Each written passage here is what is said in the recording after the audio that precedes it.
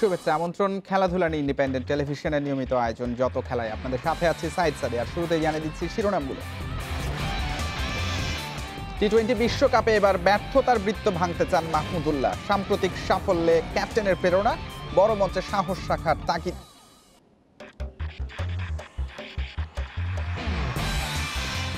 চট্টগ্রামে এ দলের হয়ে দুরন্ত 50 রানে ফেরায় মুশফিকের স্বস্তি। বিশ্বকাপের উদ্দেশ্যে বাংলাদেশের ভ্রমণসূচি চূড়ান্ত।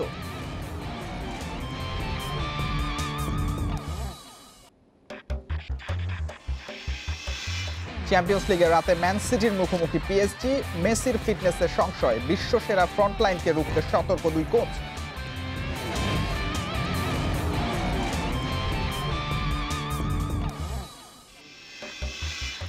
ব্রুজনের অধীনে বড় স্বপ্ন নিয়ে মালদ্বীপ মিশনে জাতীয় দল। সাফের শ্রেষ্ঠত্বে চোখ জামালের। প্রস্তুতি পর্ব নিয়ে সন্তুষ্ট তপু বর্মন।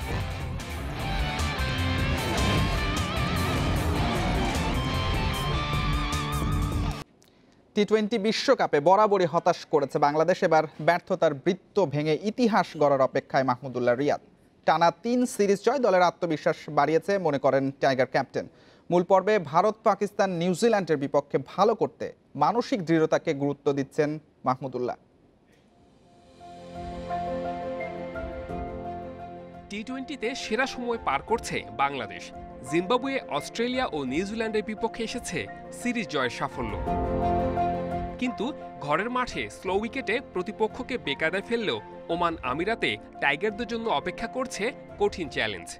ঘরের মাঠে আমরা 2টা সিরিজ জিতেছি, তার আগে জিম্বাবুয়েতে সিরিজ জিতে এসেছি। 3টা সিরিজে যে প্রস্তুতি হয়েছে আমাদের, এটা কতটুকু বুস্ট আপ করবে বিশ্বকাপের আগে? সবচেয়ে বড় কথা আপনি যে মেনশন করলেন যে জয়ের যে আত্মবিশ্বাস, সেটার চেয়ে বড় কিছু হতে পারে না। স্পেশালি যখন আপনি এরকম বড় একটা টুর্নামেন্ট খেলবেন, বৈশ্বিক টুর্নামেন্ট খেলবেন, যেখানে আপনার অপোনেন্টগুলো আরও বেশি চ্যালেঞ্জিং থাকবে, আরও টাফ থাকবে। তো তখন হয়তো সেই আত্মবিশ্বাসটা আপনাকে অতিরিক্ত একটা ভরসার জায়গা দিবে যে আপনি প্রেশার সিচুয়েশন বা ক্রাঞ্চ সিচুয়েশনগুলো আপনি ভালো করে হ্যান্ডেল করতে পারবেন।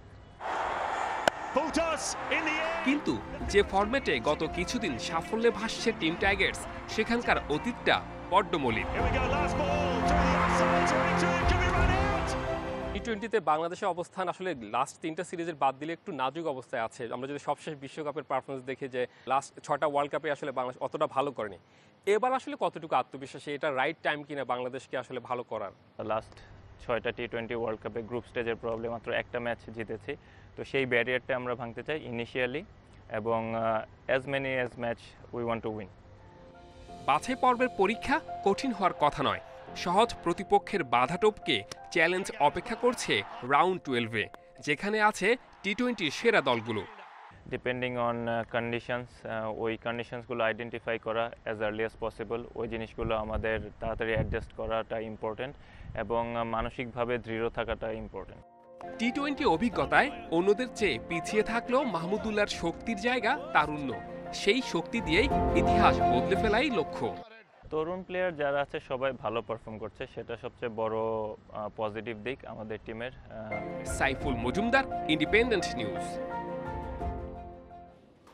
যে লক্ষ্যে চট্টগ্রামে এ দলের হয়ে ম্যাচ খেলা মুশফিকুর রহিমের, প্রথমটাই তা পূরণ হয়েছে। দুরন্ত 50-তে নিঃসন্দেহে আত্মবিশ্বাস ফিরে পেয়েছেন মুশফিক। টাইগারদের নবীন সদস্য শামীম পাটোয়ারি ব্যাটিংয়ে খারাপ করলেও বোলিং দিয়ে কিছুটা পুষিয়ে নিয়েছেন। এদিকে চূড়ান্ত হয়েছে বিশ্বকাপের উদ্দেশ্যে বাংলাদেশ দলের ভ্রমণসূচি।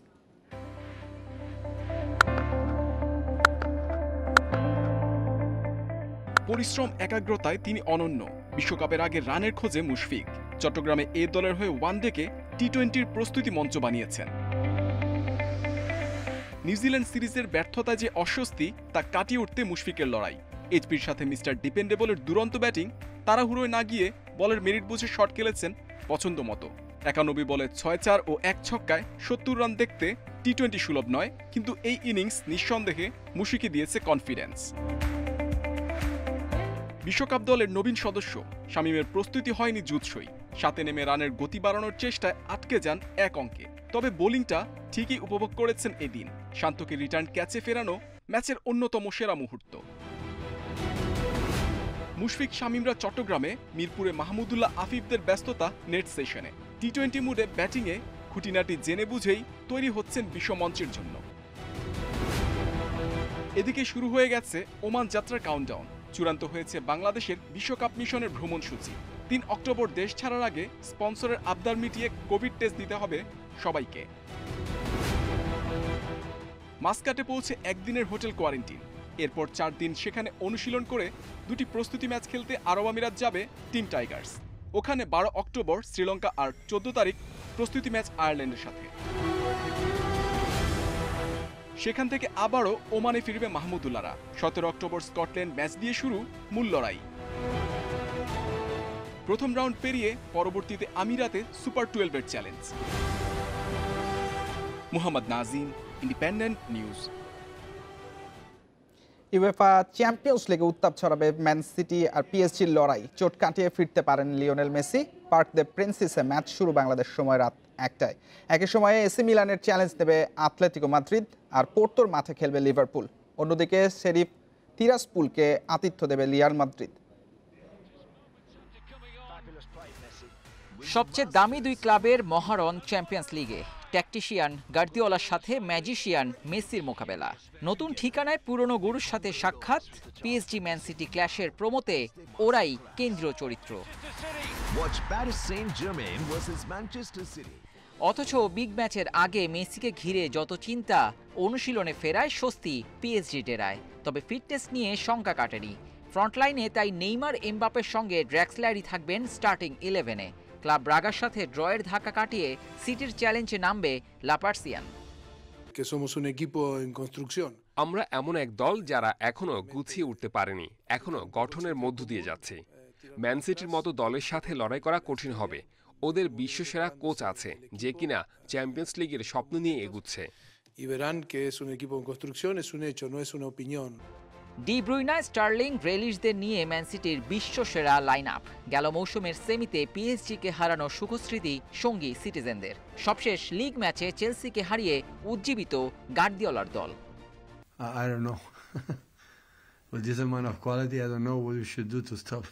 আমি সত্যিই জানি না মেসি, নেইমার, এমবাপ্পেকে কিভাবে দমিয়ে রাখবো। এতগুলো প্রতিভা থামিয়ে রাখা দুঃসাধ্যের কাজ। তবে আমরা সর্বোচ্চটা দিয়ে লড়বো। দল হিসেবে খেলাটাই আমাদের মূল লক্ষ্য।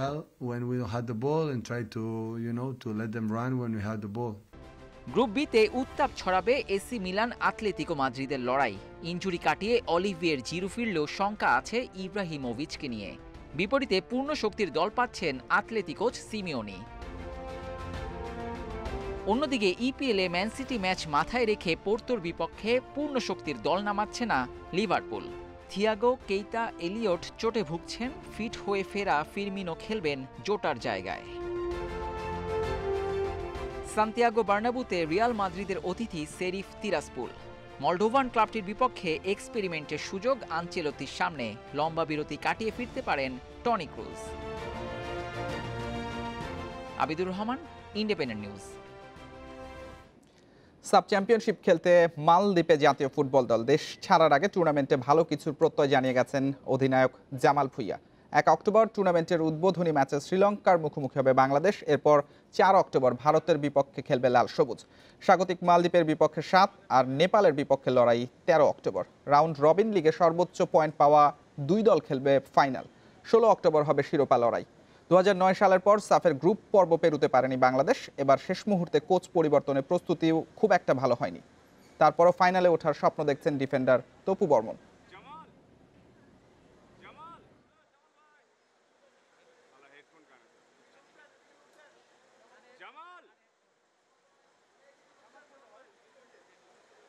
যদি আপনার কোয়ালিটি এবং প্লেয়ার বাইসেস যদি আপনার যদি কথা বলেন, আমরা কিন্তু ততটা পিছনে নাই, কিন্তু আমাদের ওরকম অ্যাবিলিটি আছে একটা ভালো রেজাল্ট করে। এবং এখনকার প্লেয়ারদের যেই আমি দেখি যে তারা খুবই মোটিভেট এবং তাদের খুবই সিরিয়াসনেস, তারা অনেক পার্সোনাল ট্রেনিং করে। এবং যদি একটা টিম যদি টিমওয়ার্ক ভালোভাবে যদি আমরা করতে পারি, অবশ্যই একটা ভালো আশাজনক একটা রেজাল্ট করতে পারবো।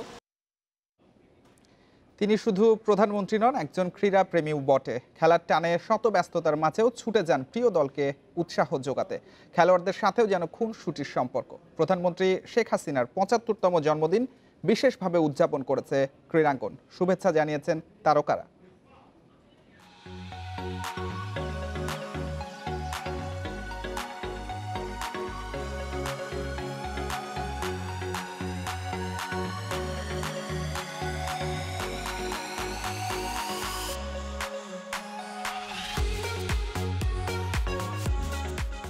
জন্মদিনের শুভেচ্ছা জানাই এবং আল্লাহর কাছে দোয়া করি আল্লাহ তাআলা ওনাকে আরও দীর্ঘায়ু করুক এবং উনি আরও অনেক দিন বেঁচে থাকুক আমাদের মাঝে এবং আমাদেরকে ঠিক এখন যেইভাবে গাইড করে যাচ্ছেন এই গাইডটাই করে যায়। আপনি আমাদের জন্য অনেক বড় অনুপ্রেরণা। আপনার নেতৃত্ব এবং আপনার অনুপ্রেরণায় আমরা যেন এই ওয়ার্ল্ড কাপে অনেক ভালো কিছু করতে পারি।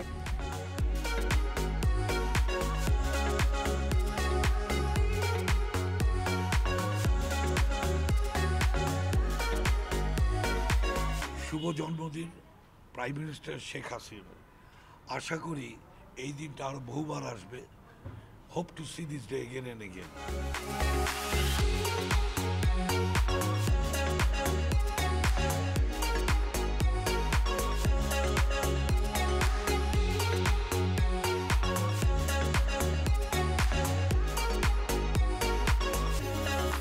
মার্চে বাংলাদেশের নাগরিকত্ব পাওয়ার পর এখনো ফিফার অনুমতি মেলেনি, তাই সাফ চ্যাম্পিয়নশিপে খেলার স্বপ্ন পূরণ হলো না এলিটা কিংসলের। এতদিনেও ছাড়পত্র আদায় করতে না পারায় বাফুফের ভূমিকা নিয়ে উঠেছে প্রশ্ন। এ নিয়ে নানা গুঞ্জনও রয়েছে ফুটবল পাড়ায়। তবে কিংসলের মতো ফুটবলার সাফের দলে প্রয়োজন ছিল বলে গেছেন অধিনায়ক জামাল ভুঁইয়া।